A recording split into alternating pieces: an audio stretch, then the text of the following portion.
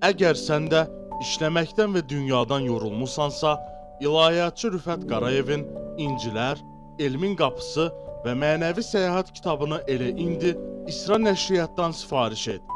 İstədiyin ünvana çatdırılsın. İlkihanə xanım yazır ki, iki yerdə azan verilir, rayonda olduğunu bildirir. Azan vaxtından bəzən tez verilir, bəzən də gec verilir. Mən isə namaz vaxtı proqramından istifadə edirəm. Bu düzdürmü?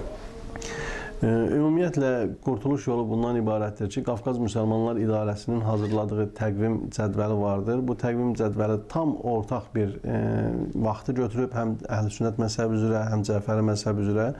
Tövsiyəmiz bundan ibarətdir ki, bu təqvim cədvəlləri rayonlar üzrə də hazırlanıbdır. Qafqaz Müsəlmanlar İdarəsinin saytında da mövcuddur. Bu cədvəli əldə edərək, cədvələ uyğun formada davranasınız və yaxud da namaz vaxtları var. Öz Play Marketdən endirib telefonunuzda da istifadə edə bilərsiniz. Orada da bütün rayonların göstərir. Bu da Qafqaz Müsəlmanlar İdarəsinin hazırladığı proqramdır. Və onun üzərində də ibadətlərinizi həyata keçirəsiniz. Tez namazı vaxtından tez qılmaq olmaz.